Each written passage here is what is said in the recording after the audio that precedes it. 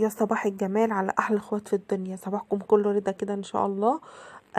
ازيكم عاملين ايه؟ يا رب تكونوا كويسين وبخير. النهارده ان شاء الله كده زهقنا من الاكل خلاص، فقلنا يلا نعمل سمك وكده. الفيديو ده امبارح كنت جايه انزله بس ما كانش متمنتج، فكان في مشكله فيه فانا مسحته، فانا قلت لكم ان شاء الله هنزله لكم الصبح ان شاء الله. يلا نبدأ كده ونسمي بسم الله. هنبدأ ان شاء الله النهارده هنعمل سمك تونة او سردين حاجة زي كده، انا بتلخبط فيها.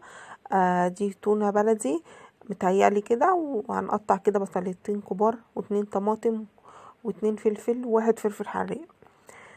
بصوا بقى يلا احنا هنعمله النهارده صينية.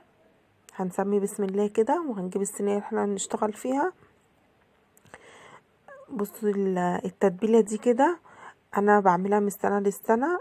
توم على فلفل احمر على كرفس على توابل سمك، دي بخليها في الفريزر للسمك بس. تمام. هاخد معلقتين كده من التتبيله دي وهنزل عليهم ب3 ليمونات كده كبار وملح بس، مش هحط حاجه تاني عشان هي متبهره كلها. هعصر بس كده الليمون عليها وخلاص. هظبط بقى الملح بتاعها.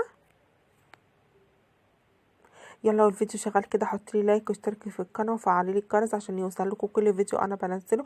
وبحب بشكر الناس كلها اللي دخلت لي جديد، بجد بجد بجد انتوا فوق راسي من فوق، كلكم كده احلى اخوات في الدنيا، ربنا يخليكم ليا يا رب ودومكم كده في حياتي.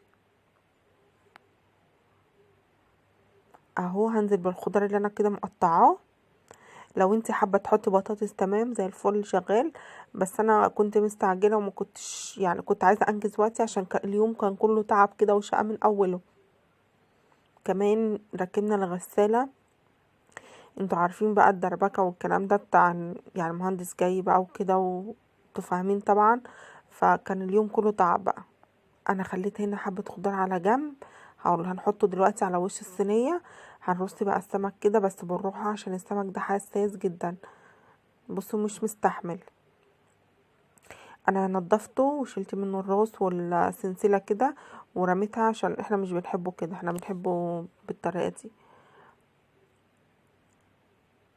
على فكرة اللي حابب طرق سمك كتير انا موجودة عندي على القناة فيديوهات كتير اوي للسمك، يعني اللي حابب يخش يتفرج عليها يتفرج. وفي في شرب جمبري وشوربة سفود والكلام ده.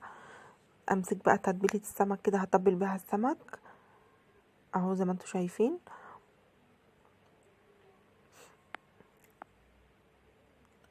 وهكمل الطبقة التانية على بردك على السمك من فوق، هما واحدتين كده او 3 وخلاص.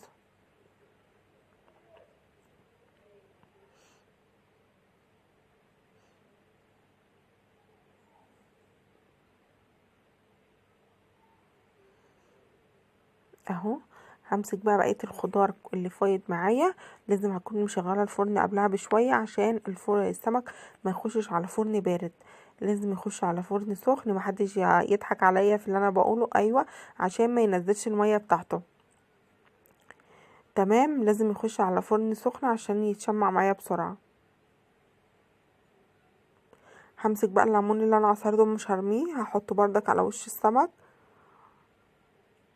وهجيب معلقتين زيت كده وهرش بردك.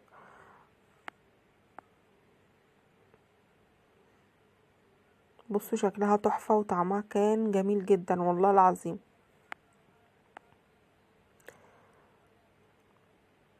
خلاص كده وخلصت بسرعة كمان. خلاص كده انا خلصتها، هجيب بقى معلقتين الزيت واحطهم على الوش وخلاص.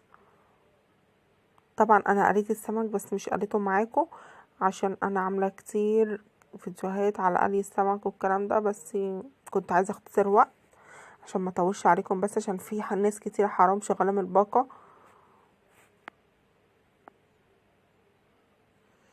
هنا برضك كنت تبلت السمك البلطي. بصوا بقى انا اللي كان بيتفرج عندي على الفيديو انا كنت بحط الفرن على الميكرويف تمام. اما ركبنا الغسالة حطيت الفرن على الغسالة. اللي شايف ان الفرن على الغسالة كده غلط يقول لي في التعليقات عشان انا مش عارفة الصراحة لما اجي اشغلها هكون غلط على الغسالة ولا كده لا. وطبعا احنا لسه هنجيب قاعدة الغسالة عشان لازم تعلى من على الارض.